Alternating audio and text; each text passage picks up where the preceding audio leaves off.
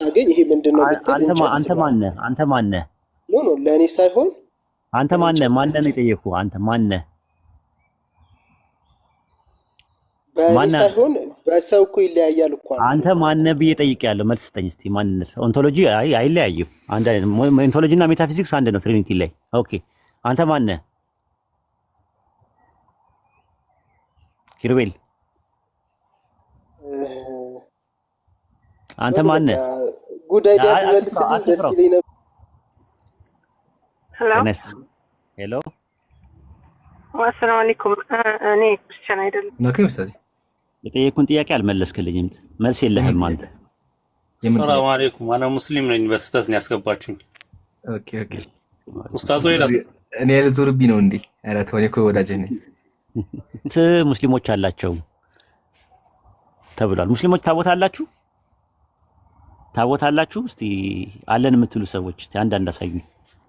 ታቦት አለን እየተባለ ነው። ታቦት አላችሁ? ሙስሊሞች ታቦት ካላችሁ ክርስቲያኖችን ለምን ትቃወማላችሁ የሚል ነገር ተነስቷል እና እሱን እንሄድበታለን።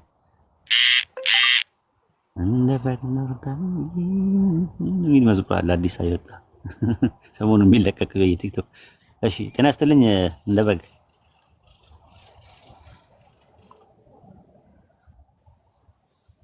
እንደበግ ይሰማል?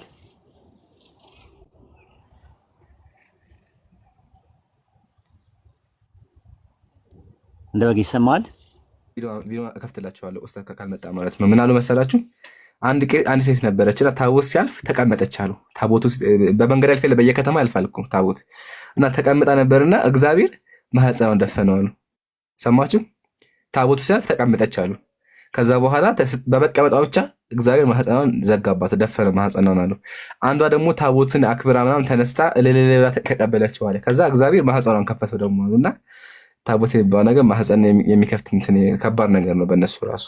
ታቦት በቃ ሲያልፍ መስገድ አለባቸው። እየተሰገደለት ምንጣፍ እየተነጠፈለት ነው የሚታለፈው። ታቦት ሲያልፍ ራሱ ምንጣፍ እየተነጠፈለት ከዛ ነው የሚታለፈው ማለት ነው። ከዛ በአመት አንድ ወጣን ይሰበሰባሉ ጥምቀት ጊዜ። ከዛ ከተሰበሰቡ በኋላ ሁሉም ደግሞ ወደ የቤታቸው ይሄዳሉ ማለት ነው። ወደ የቤተ ክርስቲያኑ ይገባሉ።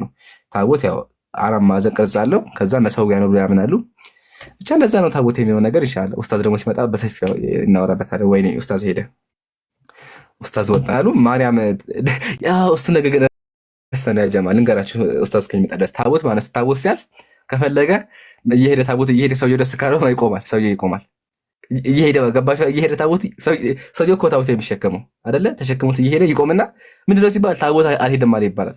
ከዛ ህዝበ ክርስቲያኑ በሙሉ ይሰግዳል፣ ያለቅሳል ሁሉም። ከዛ በኋላ በጊታር ምናምን ከዛ ደግሞ ድጋሚ ይሄዳል።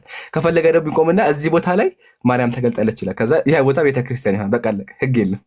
ታቦት እየሄደ ሰውየው መሳይ ዞር ዞር ብሎ አየና ከተመቸው ይሄ ቦታ በቃ ቦታ ቤተክርስቲያን ይባላል። ለምን?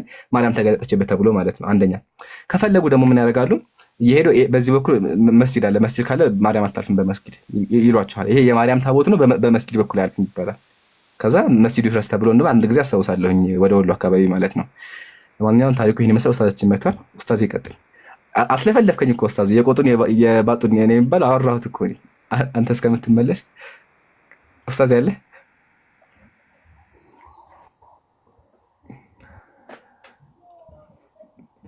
ዛሬ ዛር ራችን ላይ ሰላም አለይኩም ወራህመቱላሂ ወበረካቱ። ጋምቤ ሰላም አለይኩም። ወአለይኩም ሰላም ወራህመቱላሂ ወበረካቱ። ኡስታዝ ቀጥል። የሰው ስም ማንሳት የሚፈቀድበት አራት ነገሮች አሉ። አንደኛ የበደለ ሰው የተበደለው ሰው የበደለውን ሰው አቤቱታ ለማቅረብ ዳኛ ጋር ሄዶ ወይም ቃዲ ጋር ሄዶ ስም ሊያነሳ ይችላል። ይህ መጀመሪያው ነው። ሁለተኛ ነገር ደግሞ በኡማው ላይ ፈሳድ የሚያሰራጭ ሰው ወይም ደግሞ ኡማው ላይ ቢዳ ነገር የሚያሰራጭ ከሆነ ኡማው ላይ ፈሳድ የሚያሰራጭ ከሆነ ኡማው ላይ ያሰራጨው ነገር ይሄ ነገር ትክክል አይደለም ብሎ አንድ ሰው ስሙን ሊያነሳ ይችላል። በሌለበት አደባባይ ላይ ለሰራው ስህተት አደባባይ ላይ ለሁሉም ይሄ ነገር ስህተት ነው ብሎ ማሳወቅ ይችላል። ስሙን ማንሳት ይችላል። ሁለተኛው በሸሪያችን ማለት ነው። ሶስተኛ ስም ሳትጠቅስ ፈትዋ ለመጠየቅም የሆነ ሰው ነበር ብለህ ስም ሳትጠቅስ መናገር ትችላለህ። አራተኛ ነገር ደግሞ በደልህን፣ ሮሮህን፣ ውስጥ የተጎዳህበትን ነገር ለሚመለከተው አካል መናገር ትችላለህ። በእነዚህ በአራቱ ነገሮች የሰው ስም ማንሳት ይቻላል። በተረፈ ሌላ ደግሞ ሰው ቢሰማው ማለትም ፖዚቲቭ ቁርአን ላይ በሱረቱ ሁጁራት ምዕራፍ 49 ቁጥር 13 12 ላይ ነውርን አትከታተሉ ይላል። ነውርም ማለት የሰውን አይብ የሰውን ገበና አትከታተሉ ይላል። ከተከታተልክ ግን ምንድነው የሚለው? ወንድሙን አይማ ይላል። ስጋውን መብላት ትፈልጋላችሁን ይላል። ስጋውን መብላት ትጠላችሁ፣ ሐሜትንም በእንደዚህ አይነት ነገር ተጸየፉት ጥሉ ነው የሚለው። ሐሜት የተከለከለ ነው። ዝም ብሎ እየተነሳ ሰው አይታማም። ነገር ግን ጉዳት የሚያመጣ ነገር ከሆነ ስሙ ሊነሳ ይችላል ያ ሰው። ከዛ አንጻር ነው አይ ቲንክ ሌላ አርዕስት ውስጥ ገባን። ግልጽ ነው ዊንታ? እሺ ጥያቄ ነበር መጠየቅ ይችላል? ፕሮግራም አለን የራሳችን። ጥያቄ ትጠየቂያለሽ። እኔም አግባብ አይደለም ነው ያልኩት እኮ ዊንታዬ፣ መደረግ የለበትም ነው ያልኩት። ለምሳሌ አደባባይ ላይ ነው የሰራችው ስህተት። አደባባይ ላይ ነው ያለሁት። ምንም ሐሜትም አይደለም። ዞሮ ዞሮ አዘ ክርስቲያን እዚህ ላይ የሚመጡ ሰዎች ንግግራቸውን በዚህ መልኩ ቢያደርጉ ለማወቅ ቢሆን ሁላችንም መለካካቱ ኡስታዝንም ስሙን ጠቅሻለሁ፣ ጉዳይዲያንም ጠቅሻለሁ። እንደውም ጉዳይዲያን ለማድነቅ ነው የምፈልገው በዚህ አጋጣሚ ብዬ ነው የጀመርኩት። ንግግሬን ሰምተሽ ከሆነ ኤኒሃው የሚያስከፋ ነገር የተናገርኩ አይመስለኝም። ዞሮ ዞሮ እንደዚህ ትከሻ መለካካት ውስጥ ከምንገባ ሁላችንም መማማር ለሚሆነ ኦኬ፣ እንትን ካደለ ካልተመለሰ ወይንም ካላጠገበ የሚቀር ነገር ነው፣ ችግር የለውም። ግን ሁላችንም ይሄ እንትን ባናደርገው፣ ይሄ የቲክቶክ ገበያ ባናረገው፣ የላይክ እና የፎሎ መሰብሰቢያ ባናረገው ጥሩ ነው የሚል ምክር ለመስጠት ነው። አመሰግናለሁ ኡስታዝ። ምንም አይደለም። ኢምራን ምን እናድርግ? ወደ ታቦቱ እንሂድ ወይስ ዊንታ እናስተናግዳት? አይ ሰዓት ስላለን ችግር የለውም። ዊንታ ትጠየቅና ከዛ በኋላ ወደ ታቦቱ ማለፍ እንችላለን። አንተ ቀጥል። ዊንታ ሰላም ብያለሁ። እንዴት ነሽ ዊንታ? ነው እንዴት ነህ? ሰላም ብያለሁ ሁላችሁም። ጥያቄ እየጠየቅን ነበረ እና ጥያቄ መጠየቅ ይከብድሻል? ቀላል ጥያቄ ነው። እሺ ግን እኔም ጥያቄ አለኝ። ጠይቂያለሽ። ግን ጥያቄ እኛ የጥያቄ ጊዜ ነበረን የነበረው።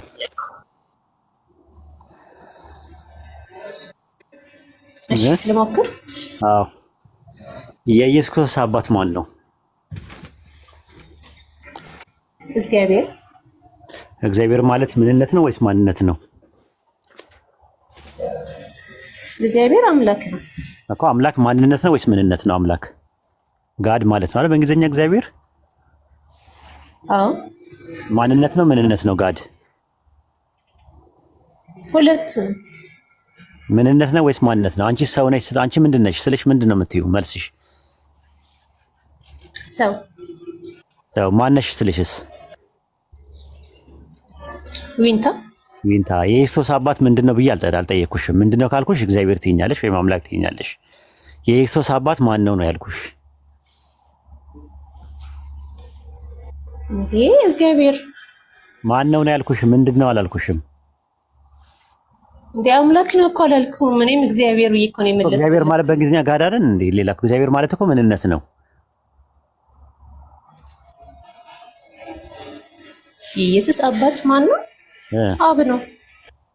አብማ አባት ነው እኮ ትርጉም እኮ አይደለም። አባት ማን ነው ስልሽ አባት ነው ትይኛለሽ እንዴ? ያንቺ አባት ማን ነው ብዬ ብልሽ አባት ታያለሽ እንዴ? አይባልም። አባት ማለት ትርጉም ነው። አብ ማለት ግብርን ነው የሚያሳየው፣ አባት ነው። የኢየሱስ አባት ማን ነው ስልሽ የኢየሱስ አባት ነው አይባልም። አባቱ ማን ነው? ራሱ ነው። በቃ ራሱ ኢየሱስ። እርፍ አበስኩ ገበርኩ። በቃ ወደ ጥያቄሽ ሂጂ፣ እኔ ችግር የለውም። ኦንሊሰስ ነሽ አንቺ? ኦንሊሰስ ነሽ እንዴ? ኦንሊሰስ ምን ነው ወጣች? ማን ነው ያስወጣት? ራሷን ያስወጣችሁ? ተመለሺ። ራሷ ያመጣ ኡስታዝ አይ ቲንክ እቺ ልጅ በውስጥ እናወራለን እና ትጠይቅህ እስልምናን ማወቅ ትፈልጋለች። አይ ችግር የለውም በቃሽ፣ ትጠይቅ ግን አስገቧትና ብዙ ግን ኡስታዜ ተነጋራችን ለምን ከኦርቶዶክስ ወጣለች? አዎ ጃቢር እንትን ፖይንቱን የያዙት። እሺ ይሄንን አሪፍ ጥያቄ ነው፣ ግን ምን ለማለት እንደፈለኩኝ በኋላ በደንብ አብራራለሁ። እሺ ዊንታ ተመለሺ። ኔትወርክ ነው መሰለኝ።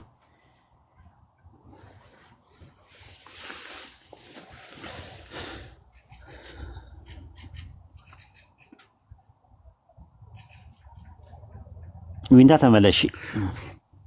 ኡስታዝ የአሁኑ ጥያቄ ያህዌም መልሱ አይደለም አይደለ? ምክንያቱም ያህዌም ይተረጎማል ያለ የነበረ የሚኖር በሚለው ይመጣል። አይተረጎምም። ዮዴሄ ቫቭ የሚባለው እሱ ችግር የለውም። አሁን ያህዌ ነው ካሉ ወንደርፉል ነው። ምክንያቱም ያህዌ የፐርሰን ነው የሚያሳየው። ይሄ አሸር ይሄ አይደለም የሚለው እኔ ነኝ አያም ሂ ነው አይደለም የሚለው አያም ሁ አያም ነው እያለ የሚናገረው። ስለዚህ ያህዌ ዮዴሄ ቫቭ ጥሩ ነው። ስለዚህ ወልድ አብ አይደለም። አብ ወልድ ካልሆነ አብ ያህዌ ከሆነ ወልድ ደግሞ ኢየሱስ ከሆነ ኢየሱስ ያህዌ አይደለም። ያህዌ ደግሞ አንድ ነው። ከያህዌ ውጭ አምላክ አለ ወይ? ራሱ አንድ የመጀመሪያ አርጊመንት እሱ ነው። ሁለተኛ የክርስቶስ አባት እግዚአብሔር ነው ካሉ ስም ችግር የለውም። ዊንታ አለሽ አለው። የክርስቶስ አባት እግዚአብሔር ነው? አዎ አብ ነው። እሺ ልጁ ማን ነው? የእግዚአብሔር ልጅ ማን ነው? ወልድ አብ ነው ወይስ አብ ነው? ወይኔ በቃ ጥያቄ ልጠይቅ ነው። ቆይ ወልድ አብ ነው ወይ ነው የምልሽ። ወልድ አብ ነው ብላችሁ ታምኛለሽ? ወልድ አብ ነው ብለሽ ታምኛለሽ? አዎ ወልድ አብ ነው እንዴ? አንቺ ኦንሊሰስም እኮ እንደዛ አያምንም። ወልድ አብ ነው ብላ አንተ እኮ ያልገባህ ነገር ማለት ነው። ሶስት አረካቸው፣ ሶስት አይደሉም። በቃ ሶስቱም አንድ ናቸው። ችግር የለውም። ግን ወልድ አብ ነው ብለሽ ታምኛለሽ እንዴ አንቺ? ወልድም መንፈስ ቅዱስም እግዚአብሔርም ወልድ አብ ነው ወይ ነው ያልኩሽ። ወልድና በቃ ሲጀመር ይሄን ጥያቄ መመለስ አልፈልግም። አዎ እንዲገባሽ ነው። ወልድ አብ ነው። እንኳን እናንተ ኦንሊሰሶች የሚሉት መሰለሽ አብም ወልድም መንፈስ ቅዱስም ኢየሱስ ነው ብሎ ነው የሚያምኑት። ግን ወልድ አብ ነው ብሎ አያምኑም ኦንሊሰሶች። ወልድ ማለት ስጋው ነው ብሎ ነው የሚያምኑት። አብ መለኮት ነው፣ እስትንፋሱ ደግሞ መንፈስ ቅዱስ ነው ይላሉ። ግን ሶስቱም አንድ ፐርሰን ነው። የአንድ ፐርሰን ደግሞ ኢየሱስ ነው ስሙ ብሎ ነው የሚያምኑት። አሁን ደግሞ ከኦንሊሰስ የባሰ ነገር ነው አንቺ እየተናገርሽ ያለሽ ዊንታና። እሺ ወደ ጥያቄ እኮ ግልጽ አይደለም። አረ ጥያቄው ግልጽ ነው ራሱ። ወልድ አብ ነው ወይ ስልሽ እንትን አሁን ለምሳሌ ጃቢር ኢምራን ነው ብዬ ቢጠይቅሽ ጥያቄው ግልጽ አይደለም። እንደዛ አይደለም። ቆይ ለምንድን ነው ወደ ሰው የምትወስዱት? አሁን እናንተ አላህን እንደ ሰው አሁን አላህ እጅ ያለው ስትል የሰው አይደለም ትላላችሁ አይደለ? ዘፍጥረት አንድ እግዚአብሔር እኮ ሰውን ነው በመልኩ የፈጠረው ራሱ። እግዚአብሔር ሰው ራሱ እግዚአብሔርን ይመስላል በእናንተ ትምህርት። አብም ወልድ መንፈስ ቅዱስም ያላቸው ነገር ሰው ጋር አለ። ራሱ ሁሉ ነገር አለ። ጸጉር አለ፣ ጺም አለ፣ ምን አለ፣ እግዚአብሔር አለ፣ ሁሉ ነገር አለ። ሰው ያለው ነገር ሁሉ ነገር አለ። አንተ ያልገባህ ነገር እኮ ማለት ነው። አንተ ያልገባህ ነገር አሁን አላህ እጅ ያለው ሲባል እንደ ሰው አይደለም ትላላችሁ አይደለም? ግን እዛ ጋር ምንድነው የሚለው? ሰው ጋር ያለው ነገር ሁሉ እግዚአብሔር ጋር አለ ስለሚል ነው መጽሐፍ የሚላድ ላይ እንደዛ ስለሚል ነው። አንዴ እስቲ ኢምራን እያወጣው ሰው ጋር ያለው ነገር ማለት ነው። ሰው ጋር ያለው ወንድ ልጅ ጋር ያለው ነገር ሁሉ እግዚአብሔር ጋር አለ ይላል መጽሐፍ የሚላድ ላይ። አንዴ ያወጣው አሳያት። የእናንተ ነው እንደዛ የሚለው፣ የኛ እንደዛ አይደለም። የሚመስለው ምንም ነገር የለም ነው የሚለው። አዎ አላህ እጅ አለው፣ አዎ እግር አለው፣ አዎ መለኮት ነው፣ አዎ ያያል፣ ይሰማል፣ ይናገራል፣ አዎ ግን እንደ ሰው አይደለም የሚመስለው ምንም ነገር። ተሽቢያ እናደርግም በእኛ በኢስላም አስተምሮት። መጽሐፍም የሚላድ ላይ ግን ስትመለከችው ሰው ጋር ያለው ነገር ሁሉ እግዚአብሔር አለው። ጺም አለው፣ ጸጉር አለው፣ ብብት አለው፣ ታፋ አለው፣ እግር አለው፣ ጫማ አለው ይላል። ሁሉ ነገር አለው። ጫማው አለው። ስንት ቁጥር እንደሆነ አላውቅም፣ ግን ጫማ እንዳለው አውቃለሁ። ጫማ አለው ይላል ባይብል ላይ። እና ሰው ጋር ያለው ነገር እስቲ አንብብላት አንዴ። እሺ በአዳም ላይ ያለው መልኩ ሁሉ በአብ በወልድ በመንፈስ ቅዱስ ላይ አለ።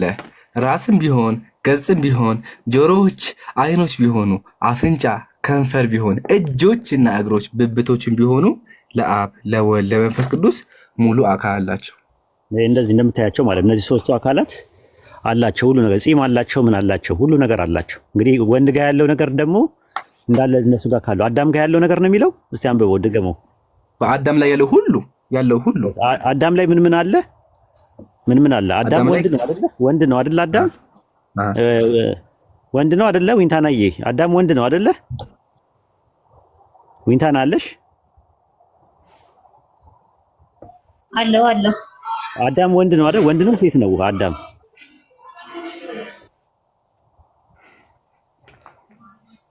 ወንድ ነው። ፍጹም ሰው ሲሆን ያው ወንድ ሆኗል። ወንድ ነው።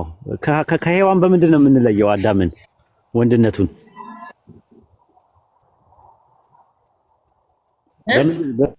ከሔዋን ወንድነቱን በምንድን ነው የምንለየው አዳምን? ምን አልክ? አዳምን ከሔዋን በምንድን ነው የምንለየው? እንዴ ተው እንጂ እኮ። አይ በምንድን ነው? አሁን ገብቶሻል። ከገባሽ አሁን ተመልሰህ ክፈተው። በአዳም ያለው ነገር ሁሉ እግዚአብሔር አለው ይላል። እዚህ ጋር ተመልከች። እዚህ ጋር ለአዳም ያለው ሁሉ መልክ ሁሉ ለአብም ለመንፈስ ቅዱስም አለ። አሁን እነዚህ ሶስቱን አካላት ተመልከቱ።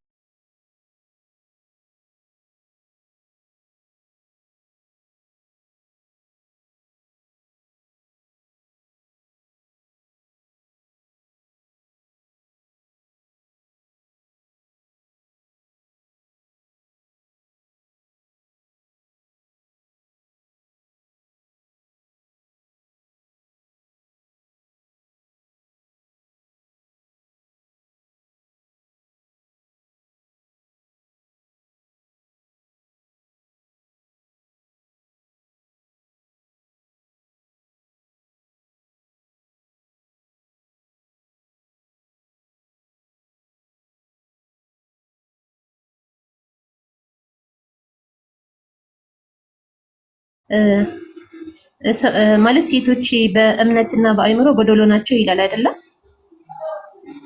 የቱ ጋር እንደዛ የሚለው የቱ ጋር ነው እንደዛ የሚለው?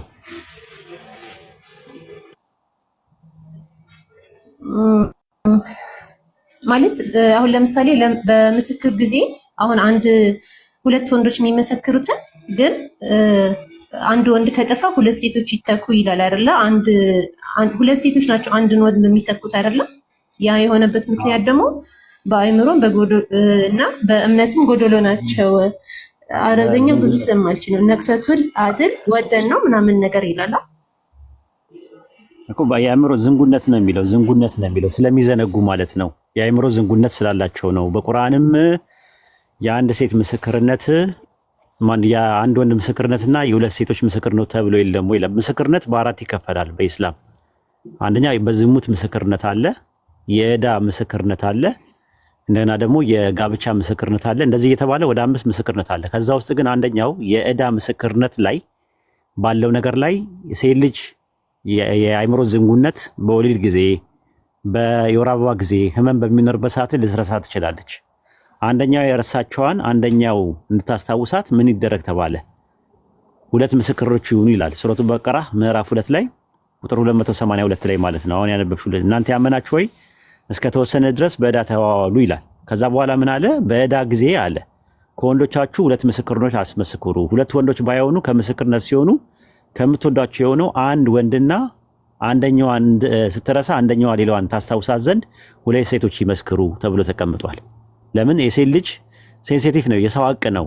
የሰው ሐቅ በሚሆንበት ሰዓት ላይ ስትመሰክር ዕዳ ስለሆነ በኋላ ላይ ነው የሚመሰከረው። አሁን የዝሙት ምስክርነት እዛው ነው የሚመሰከረው፣ የጋብቻ ላይ ደግሞ እዛው ላይ ነው። ሊረሳ የሚችሉ ነገሮች ላይ ግን ሴት ልጅ በወር አበባ ጊዜና በወሊድ ጊዜ በምትሆንበት ሰዓት ላይ የሳይንሱ እንደሚነግረን ከሆነ ዝንጉነት የሚባል ነገር ባህሪ አላት። ረሱል ሰለላሁ ዐለይሂ ወሰለም እንደዛ ነው። የሴት ምስክርነት የወንድ ግማሽ ምስክርነት አይደለምን?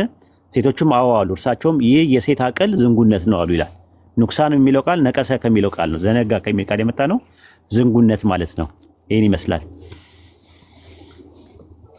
ግን በቃ በምንም ጉዳይ ወንድ ይበልጣል አይደለ?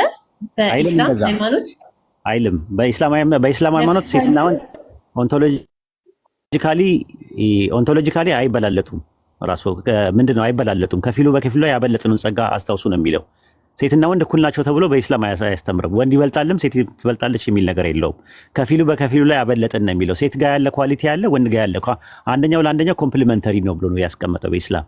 ኮምፕሊመንተሪ ነው። እኩልነት የሚባለው ነገር ምዕራባውያን ናቸው ያመጡት። እኩልነት ማለት ምን ማለት መሰለሽ? ወንድ የሚያደርገው ነገር ሁላ ሴት ታደርጋለች ይላሉ። ለዛ ነው እኮ ቆመው የሚሸኑት። አሁን ተገጥሞላቸው ሴቶች ቆመው እየሸኑ ነው። ማዕፀን ራሱ ወንዶች እንትን እያሉ ነው፣ ጾታ እያስቀየሩ ነው። ትራንስጀንደር የሚባለው ኮንሴፕት የመጣው ይሄ ነው። መጨረሻ ላይ ሴጣን ነው። መጨረሻ ላይ እኩልነት፣ እኛ በኢስላም እኩልነት ሴትና ወንድ እኩል ናቸው ብለን አናምንም። እኩልነት ኢኳሊቲ የሚያመጡት ከፌሚኒዝም ጋር የተያያዘ ነገር ነው። በጣም አደገኛ ነገር አለው። የምዕራባውያኖችን እሳቤት አንቀበልም። ቁርአን የሚነግረው ከፊሉ ምን አልሽኝ? እኩል አይደሉም አልከኝ አይደል? በኢስላም አንተ ራስህ። ስለዚህ ማን የሚበልጣል ማለት ነው? እኩል ካልሆነ አንደኛ ከፊሉም በከፊሉ ያበለጥን ነው የሚለው። ሴት የራሱ የሆነ ኳሊቲ ያላት፣ ወንድም የራሱ ነገር አለው። ኮምፕሊመንተሪ ናቸው ብለን ነው የምናምነው። አንደኛው ማሟያ ነው ብለን ነው የምናምነው። እኩል ማለት ግን ምንድነው? ያኛውም ያለው ነገር ይሄኛውም አለው ማለት ነው። የለም እኔ ጋር ያለው ነገር ሴት ጋር የለም፣ ሴት ጋር ያለው ነገር እኔ ጋር የለም። እኔ ጋር ያለው ነገር አንቺ ጋር አለ እንዴ? ይሄ ወንድነት የሚባለውን ታዩ፣ ተቃራኒ ጾታው ምናምን ነገር ታዩ፣ ወንድ የሚባለውን ነገር ይሄ ከባህሪ ጀምሮ ማይንዳችን፣ አስተሳሰባችን፣ ምናችን ወንድነት አለው፣ ሴት ሴትነት አላት። ሴት የራሷ የሆነ ኳሊቲ አላት፣ ወንድ የራሱ የሆነ ኳሊቲ አለው። ስለዚህ አላህ በቁርአን ውስጥ በሱረቱ ኒሳ ምዕራፍ 4 ቁጥር 33 ላይ የሚነግረው ከፊሉም በከፊሉ ላይ አበለጥን፣ ከፊሉ ለከፊሉ የተሰጠውን ጸጋ አትመኙ ይላል። ስለዚህ እኔ እንደ ሴት መሆንም መመኘት የለብኝም፣ የተከለከለ ነው። ወንድም ደግሞ እንደ ወንድ፣ ሴትም እንደ ሴት ነው መሆን ያለበት እና የሌላውን ሰው ጸጋ ለሴት አላህ የሰጠውን ጸጋ ተፈጥሮ ወንድ ልጅ መመኘት የለበትም። እንደ ሴት መሄድ፣ እንደ ሴት ማውራት ምናምን የመሳሰሉ ነገሮች ሐራም ናቸው፣ የተከለከሉ ናቸው በኢስላም ማለት ነው። ወንድነቴን ተቀብዬ ነው መኖር ያለብኝ። አላህ እንኳን ወንድ አደረገኝ ነው የሚለው። ዊንታም ምንድነው ማድረግ ያለባት? አላህ ሲፈጥረኝ እንኳን ሴት አደረገኝ ነው። ወንድነትን ከተመኘች ሴት ትክክል አይደለችም። የአላህን ቀድር እየተቃረነች ነው ያለችው ማለት ነው። ጨምርላት እስቲ ኢምራንዬ።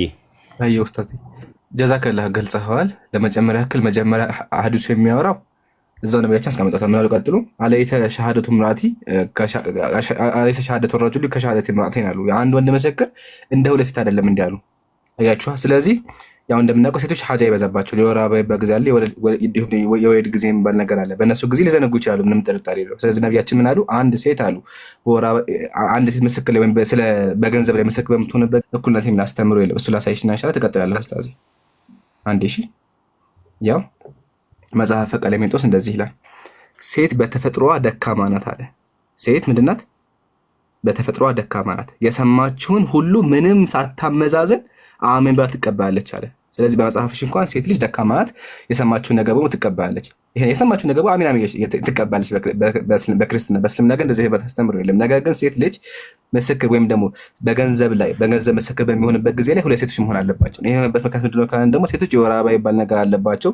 ሲቀጥል አብዛኛውን ጊዜ ቤት ውስጥ ነው የሚሆኑት አይደለ? ስለዚህ አንድ ምስክር ጉዳይ መሆን አለባቸው፣ ሁለት ሴቶች መሆን አለባቸው። ለምን ከተባለ አንደኛዋ ከረሳች ሌላኛዋን ታስታውሳት ዘንድ በዚህ ደረጃ ነው የሚታየው። ጀዛከላሁ። ስለዚህ ቀጥሉ። አንደኛ ጴጥሮስ 3:7 ላይ ያወጣላት። አንደኛ ጴጥሮስ 3:7 ጀዛከላህ። አንደኛ ጴጥሮስ 3:7 ያው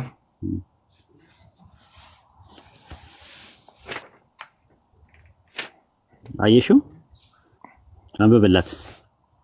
እንደዚህ ይላል፣ እንዲሁም እናንተ ባሎች ሆይ ደካማ ፍጥረት ስለሆኑ ከሚስቶቻችሁ ጋር በማስተዋል አብራችሁ ነው። ደካማ ናቸው። ይሄው ደካማ ፍጥረት ይላል ራሱ የእናንተ መጽሐፍ እንደዛ ይላል። ግን እኛ ግን ምንለው ሴትና ወንድ እኩል ናቸው ብለን አናምንም። አንደኛው ለአንደኛው በተፈጥሮ አንድ አይነት ተፈጥሮ የላቸው። በተረፈ ጀነት የመግባት ኦፖርቹኒቲያቸው ምናምን ነገር አማኝ የመሆናቸው የመጾም የመጸለይ ምናምን ነገር ኦፖርቹኒቲ ሁለቱም አላቸው። ሁለቱም መዳን ይችላሉ ከጀሃነም። ሁለቱም ግን ሴት ወንድ አይደለችም፣ ወንድ እንደ ሴት አይደለም ነው ቁርአን የሚለው። ከዛ አንፃር እዩ።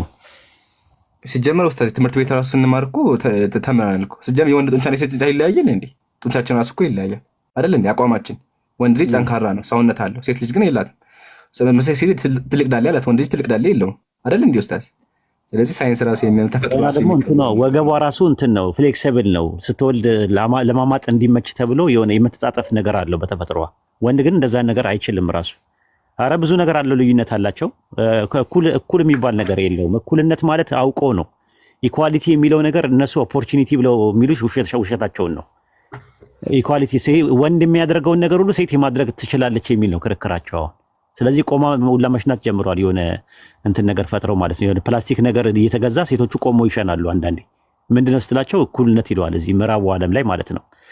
እንደገና ደግሞ ወንዶች ማዕፀን ምንድነው እንትናችን ጾታችን ይቀየርልን እያሉ ትራንስጀንደር እያሉ መውለድ እንፈልጋለን እያሉ ወንዶቹ ማዕፀን እያስደረጉ ነው። ራሱ ማዕፀን እንትን እያሉ ከሴት ጋር እየተቀያየሩ ማለት ነውና እንዲህ አይነት ጭምልቅልቅ ያለበት ነገር ያለበት የምዕራባውያኑ ነሳቦትና አርዮት እና አብዮት እንደ ስታንዳርድ አድርገን ማየት የለብንም። ሃይማኖቶቻችን ምን ይላል ብለን ነው ማሰብ ያለብን። ክርስትና ምንድነው በዚህ ጉዳይ የሚያስተምረው? አይሁድ እንዴት ነው የሚያስተምረው? ሂንዱ፣ ቡዲስት፣ ዞራስተሪያን ከጥንት ጀምሮ የነበሩ ሃይማኖቶች በዚህ ጉዳይ ላይ ያላቸው አመለካከት ምንድነው ተብሎ ረጋ ብሎ ጥናት ያስፈልጋል።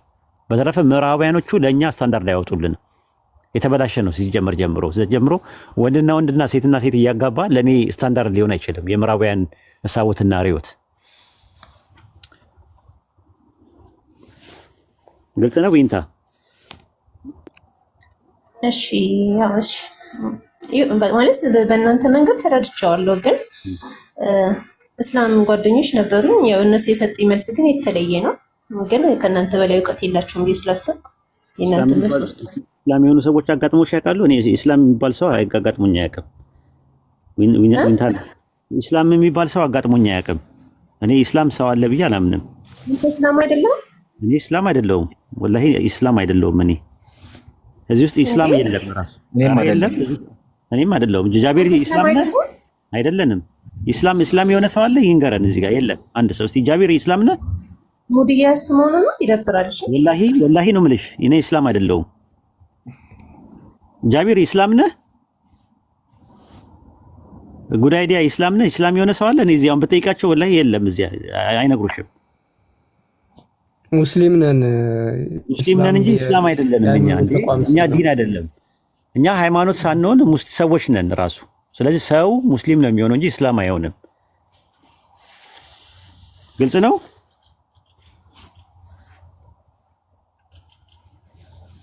ግልጽ ነው። ዊንታና ሌላ ጥያቄ ልጠይቅህ በቃ። እሺ እኛ እስላም አይደለንም። አሁን ግልጽ ነው። ትንሽ ግልጽ ሆነልሽ? አንቺ ክርስቲያን ነሽ ወይስ ክርስትና ነሽ? ክርስቲያን ነኝ። ክርስትና ምንድን ነው? ሃይማኖት ነው እኮ። ታዲያ እንደዛ ነው። ኢስላም ለኛም ሃይማኖት ነው በቁርአን። ኢስላም ነኝ አንድ ሰው ካለች ተሳስቷል ራሱ። እንዴት እንደሆነ አላውቅም። ኢስላም ነኝ እስላሞች እያሉ ነው ሰዎች የሚጠቀሙት። እና እኛ ኢስላም ሳንሆን ሙስሊም ነን። እሺ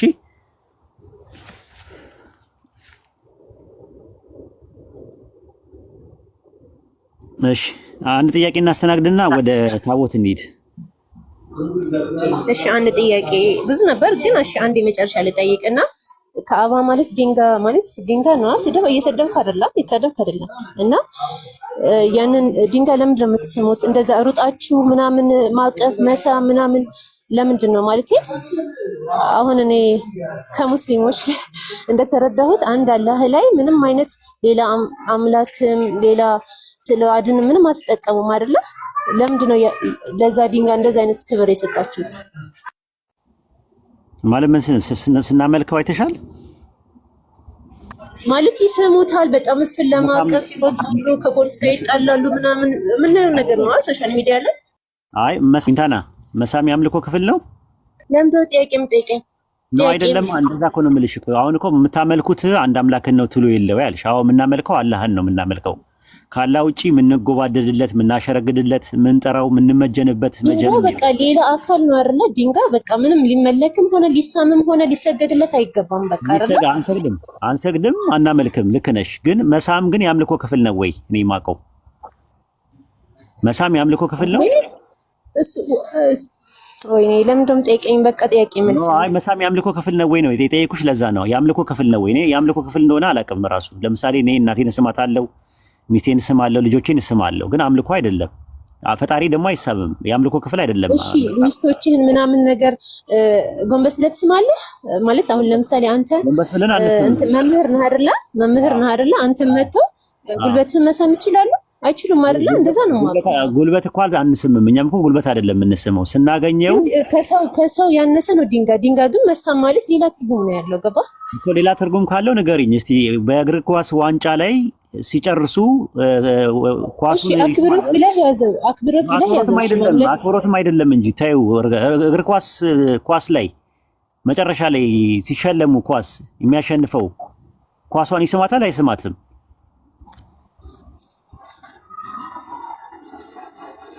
ኳሷን አይስምም? ይስማል። ዊንታና ግን እኮ ማለት እናንተ እኮ ልክ እንደ እንትን ነው እኮ በቃ የሆነ እንደ ግዴታ ሂዳችሁ እዛ ጋር በቃ የምታደርጉት ነገር እኮ አሁን ታዩና አሁን በጠይቅሽ መልሽ። አሁን የእግር ኳስ ጨዋታ ላይ ዋንጫ ሲወስዱ ዋንጫዋን ይስሟታል ያሸነፈው ቡድን። ምንድነው? አምልኮ ነው እሱ። ምንድን ስላሸነፉ ነው የሚስሙት? እሺ እኮ ድንጋዩን ለምን ይስሙታል ማለት ለምን ይስሙታል ስታስቢው? በቃ ወይ ከአምልኮ ጋር የተገናኘ ነገር አለ ወይ ደግሞ በቃ በጣም ያከብሩታል? የለውም እንጂ በቃ ኖርማል ነው። እኔ አጎቴ የምስመው አክስቴን ባገኛትና በስማት ከአምልኮ ጋር የተገናኘ ነገር የለም። ራሱ ከአምልኮ ጋር የተገናኘ ነገር የለውም። እኔ አሁን የጠየኩሽ ነገር የፈጣሪ ሀቅ ነው እንዴ መሳም ሲጀመር? አምልኮ ማለት እኮ የፈጣሪ ሀቅ ነው። የጠየኩ ለምን እንደው ታውቃለህ? ይሄን የጠየኩብህ በጣም ነው የምታካብዱት እናንተ ማለት ነው። ማለት እኔ ስለማካበዱት ሳይሆንና አሁን ስለመሳም መጀመሪያ እንጨርስ። አሁን ሌላ ቦታ አትሂጂ ዊንታና። ማለት ሀሳቤን አስጨርሰኝ። እኔ እኮ የተሳደብኩ አይደለም። የጠየኩሽን ጥያቄ መልሺ። መሳም የአምልኮ ያለ ሀቅ ነው ወይ ብዬ ጠየኩሽ። የፈጣሪ ሀቅ ነው ወይ? ያስረዳው ነው ወሂድ ፕሊስ አዳምጠኝ። የጠየኩሽን መልሺ ነው ያልኩሽ። ሀቅ ነው ወይ መሳም የሚባለው ነገር የአምልኮ ሀቅ ውስጥ አለበት ወይ ነው የጠየኩሽ። እሱ መልሺ።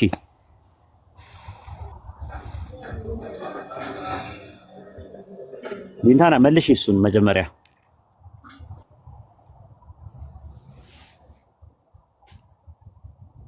ዊንታና አለሽ? አዎ፣ ግን እስከ መጨረሻ ካላዳመጥከኝ እንዴት ላስ ካላዳመጥከኝ ሰው ጥያቄ ነው ማብራሪያ አይደለም የፈለኩት። ጥያቄ ነው የጠየኩሽ። መሳም የሚባለው ነገር እኔ እንዲገባኝ የአምልኮ ሀቅ ነው ወይ? የአምልኮ ሀቅ ነው ወይ? አምልኮ ውስጥ ይካተታል ወይ መሳም? እስቲ ይሄን መልሽልኝ መጀመሪያ። እሺ፣ አምልኮውን እንተውና ግን ክብር ነው። ኖ እኔ የጠየኩሽ ጥያቄ ማክበር ሌላ ጉዳይ ነው። አምልኮ ውስጥ መሳም አምልኮ ውስጥ አንዱ ነው ወይ ነው የጠየኩሽ። ነው ወይስ አይደለም?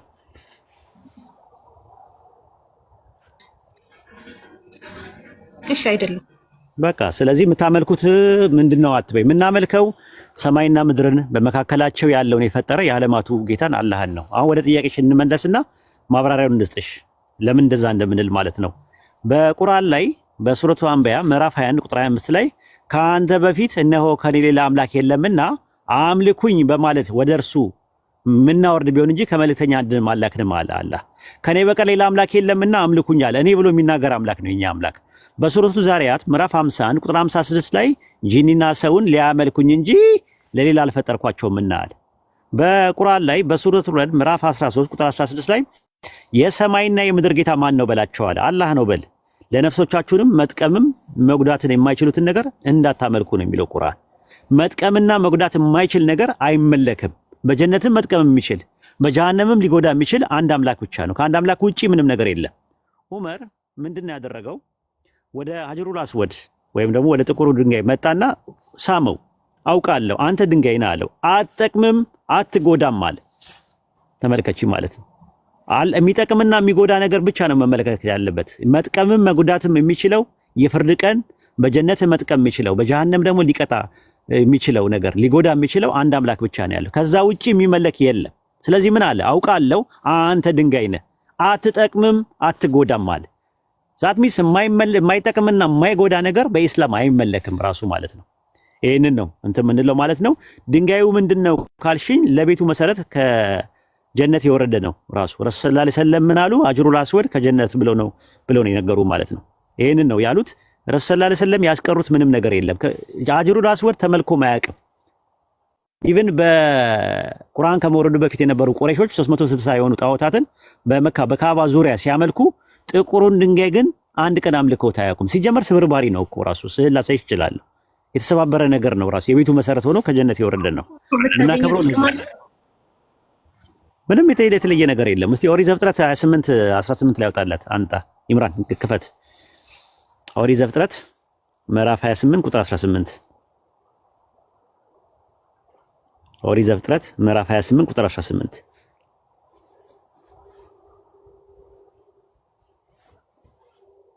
ይታይሻል። 28 18 ያዕቆብ ማልዶ ተነሳ፣ ተንተርሶ የነበረበትን ድንጋይ ወስዶ ሐውልት አድርጎ አቆመው፣ በላዩ ላይ ዘይት አፈሰሰበት።